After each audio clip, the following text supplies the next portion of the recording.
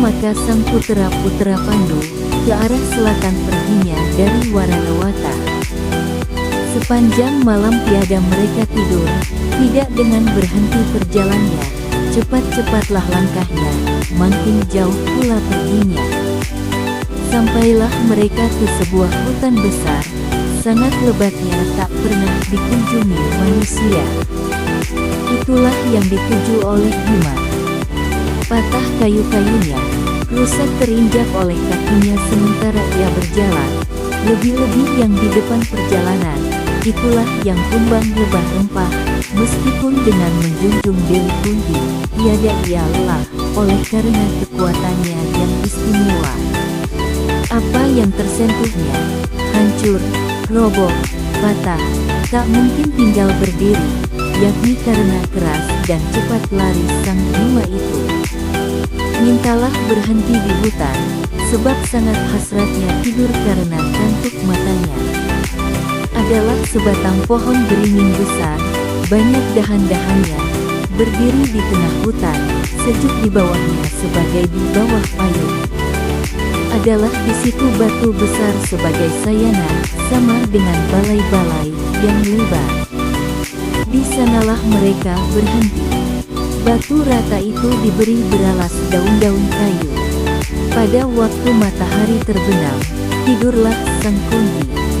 Adapun sang Bima pergi mencari air.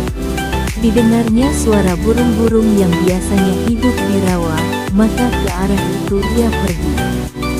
Nampak padanya sebuah telaga bersih tak tercemar, jernih airnya, penuh bunga tunjung. Mandilah ia dan minumlah ia pula. Dikenakannya penat lelah saudara-saudaranya, istimewa pula letih capek ibunya, tak dapat ditahan air matanya, berlinang-linang di pipinya. Sekejap ia terhenti berjalan, karena rasa kasih sayang. Kemudian melangkah pula ia, sampai ke tempat saudara-saudaranya. Mereka enak tidur di bawah pohon beringin. Terduduk-duduklah ia, tiada ikut tidur. Dua, adalah seorang raksasa, Hidimba namanya, berdiam di pohon salmali di tengah hutan. Barang siapa datang di sana, dimakanlah ia. Nampaklah sang Pandawa padanya, sukacitalah ia. Dikatakanlah hal itu kepada adiknya, raksasa perempuan, Hidimbi namanya, Adinda Hidimbi. Ada bau manusia di sini tercium olehku. Terang ini bau orang. Itulah mereka tidur di bawah pohon beringin kita. Tak tahu mereka bahwa hutan ini sangat berbahaya, maka dikunjunginya pula. Pergilah dan bawa kemari kepadaku. Jangan engkau lama. Lekas aku akan minum darahnya, lagi memakan dagingnya. Demikian kata Hidimba. Pergilah adiknya yang bernama Hidimbi. Dilihatnya sang Bima elok parasnya, kehitam-hitaman, hijau, terbayang-bayang kulitnya, sempurna bentuk tubuhnya sebagai singa, leher seakan-akan cermin, sebagai bunga kundur, mata sebagai daun mahkota bunga kunjung biru. Terharu sang Hidimbi melihat kepadanya, kepada kebagusan parasnya. Termenunglah ia, tidak mau mengikuti perintah kakaknya. Kalau dipersembahkan olehku orang ini, akan disantap ia. Hanya sejurus memberikan rasa sedap dan senang karena peminuman darahnya. Kalau dipersuamilah ia, lama jua aku mendapat sukacita karenanya. Petik 2. Demikianlah angan-angan sang Hidimbi. Diperindahlah rupanya dengan mempergunakan segala alat yang terpakai untuk memperelok parasa manusia, apa pula tingkah laku sampai pada persolekan manusia, diikutinya. Dengan perhiasan upacara, dan pakaian, busana manusia, ternyata ia sangat menyedapkan pandangan. Berkatalah ia dengan tersenyum-senyum dengan dendam birahi, demikian katanya. Tuan hamba sang terduduk-duduk di atas batu rata. Sangat berbahaya hutan yang tuan hamba datangi ini. Siapa yang menjadi bahaya bagiku? Demikian barangkali akan dijawab tuan hamba. Ada seorang raksasa, Hidimba namanya, berdiam dalam pohon salmali, yakni batang randu di rimba.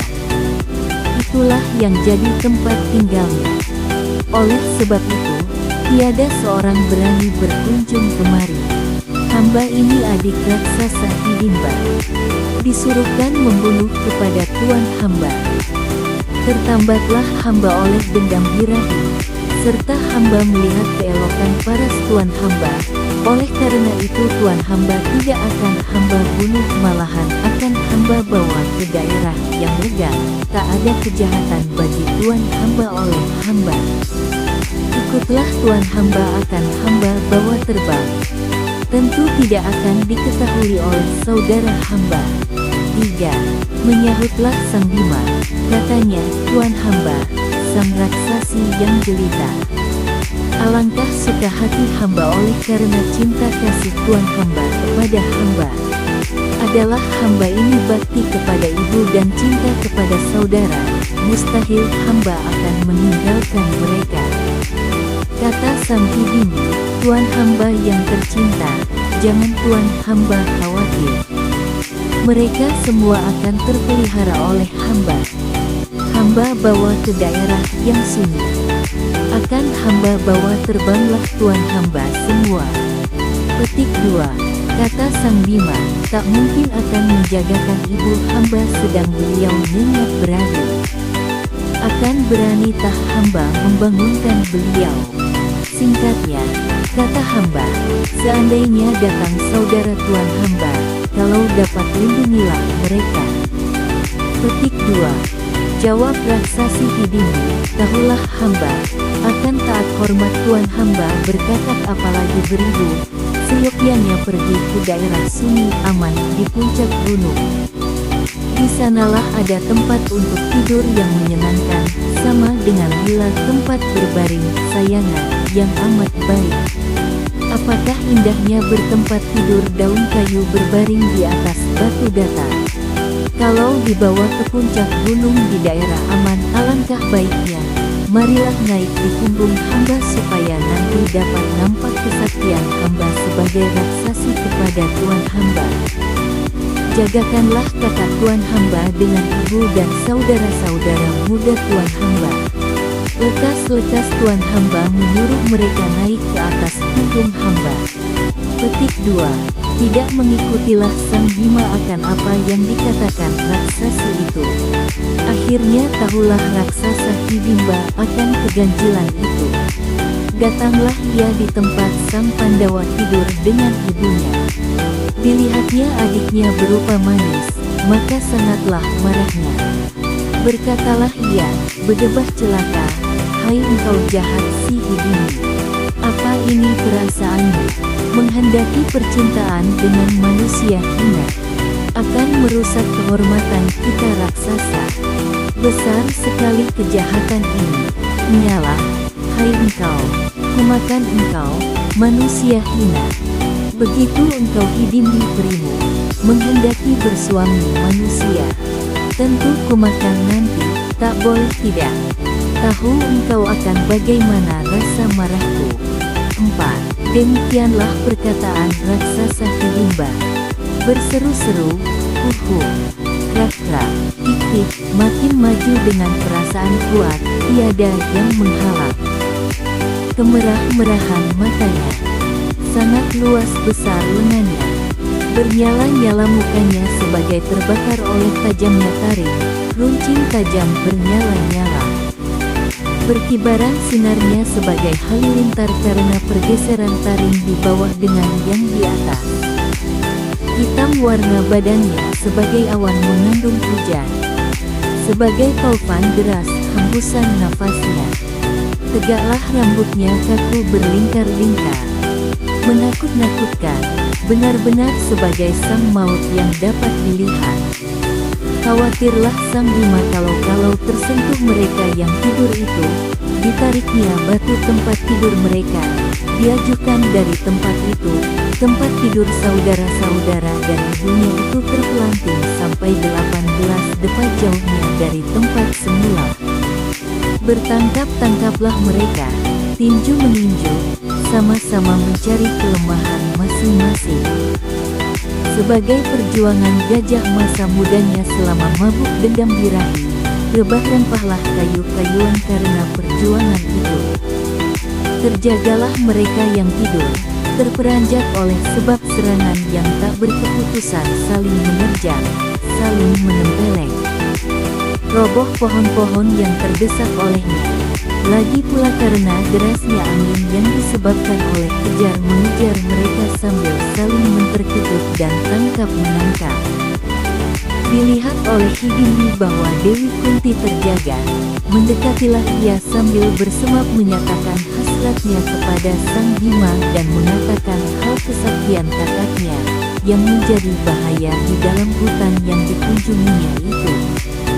Maka Sang Arjuna lalu berkata kepada kakandanya, "Kakanda Bima, besarlah kesaktian raksasa Hidimba itu.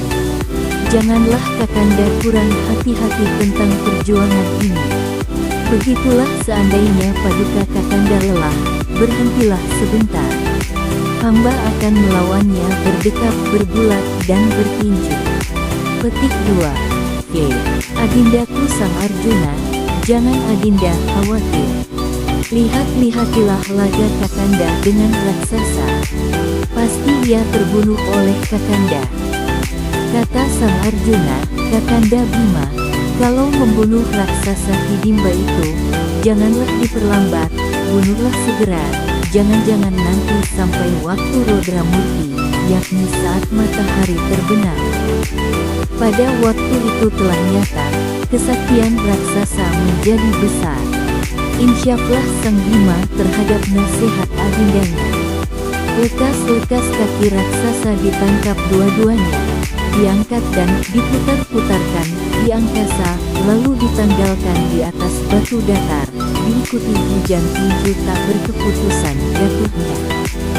Putuslah punggungnya, diterjang pul telapak kaki.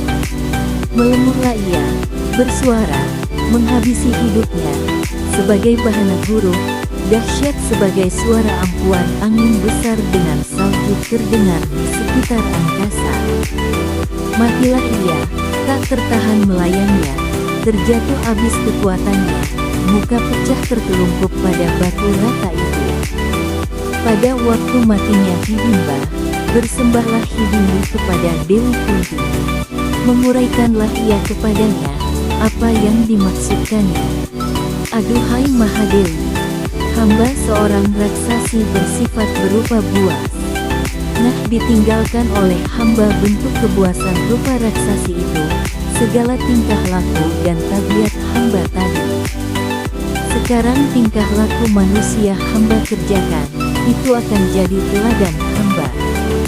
Itulah semua disebabkan oleh hasrat hamba terhadap putra Mahadewi. Maka kalau ada izin Tuan hamba, biarkanlah hamba memelihara paduka Mahadewi, akan mempersembahkan serba santapan, keluar dari hati jiwa yang diperhamba Mahadewi, sebab memang demikian cara hamba, biasanya." Petik 2. Begitulah perkataan Sang Hidimbi. Berkatalah Sang Kunti, sabdanya, "Anakku Sang Bima, tak mengapa engkau memperistri raksasi, sebab ini memang dharma namanya. Jangan engkau bersikap canggung-canggung. Kepadanya saja engkau dapat berlindung semasa engkau ada di hutan ini. Jangan engkau ragu-ragu, hai anakku." Demikian perkataan Sang Kunti. Bersabdalah Sang Yudhistira kepada Sang Hidimbi, "Sang Hidimbi, janganlah was-was wasangka. Tetaplah diberi anugerah oleh ayah kepadaku, berkuasa atas saudara-saudaraku. Ambillah olehmu adindaku Sang Bima, perbuatlah kamu suka bahagia sebagaimana harusnya perkawinan. Kami tinggal di hutan ini." Petik 2. Demikian perkataan Sang Yudhistira. Dibawa terbanglah Sang Bima ke puncak gunung. Dihiasilah badan mereka dengan apa jua yang dapat menambah elok rupa mereka, pakaian yang serba indah dikenakannya. Bersukacitalah sang Bima oleh karenanya. Bertamasyalah mereka ke daerah seluruh hutan. Alangkah indah permainan, dikunjunginya berdua dengan Hidimbi, daerah gunung dan hutan-hutan, habis-habis dikunjungi semua. Senanglah ia berkumpul bersama sang Hidimbi. Berputeralah mereka bersifat raksasa, tajam taringnya, merah matanya, lebar mulutnya, seperti senjata limpung lengannya, besar tubuhnya, besar perutnya, besar pula kesaktiannya, kuatlah ia. Sejak kanak-kanak memasuki hutan rimba tak takut akan serba bahaya. Selamanya tetap muda nampaknya. Sangat deras langkah kakinya, sama deras dengan anak panah kecepatan jalannya, kesaktiannya sama dengan kesaktian raksasa. Taat hormatlah ia kepada ayah dan ibunya. Lagi nampak rambutnya tebal melingkar-lingkar, sebagai bentuk belanga bentuk sanggulnya, diberilah ia nama Gatotkaca. Sangat bagusnya Gatotkaca itu, dipastikan oleh Batara Indra, kelak akan memulangkan senjata lipung sang Karna. Demikian perlunya dijadikan putra sang Bima. Setelah sang Hidimbi berputera, kembalilah sang Bima ke tempat tinggal sang Kunti. Berikut pula sang Hidimbi dan sang Gatotkaca. Terdapatlah sang 4 putra Pandu, tentang penuhnya santapan tak ada kekurangannya, itu disebabkan oleh kesaktian sang Hidimbi. Bersembahlah sang Gatotkaca, mohon diberitahu kalau ada apa-apa yang seyogyanya dikerjakan olehnya pada waktu kesibukan, kalau begitu ia akan datang. Pergilah ia dengan ibunya, sesudah ia bersembah kepada Kunti Dewi dan sang Pandawa 5. Ditinggalkanlah sang Pandawa dengan ibunda. Mereka memasuki hutan lagi. Seluruh pakaian orang bertapa yang dipakainya, supaya dikenal sebagai orang bertapa, Wiku selalu berambut dijalin, berpakaian kulit kayu, sebab khawatir dikenal orang bahwa mereka sang Pandawa. Banyak yang dilaluinya. Sekonyong-konyong terjumpalah bagawan biasa olehnya di jalan. Bersembahlah mereka membersihkan kaki sang Mahapendeta, dan menguraikan susah sengsaranya yang didapat dari sang 100 Korawa. Bersabdalah sang Bagawan, anakku sang Kunti, jangan engkau bersusah karena kejahatan Korawa 100 itu.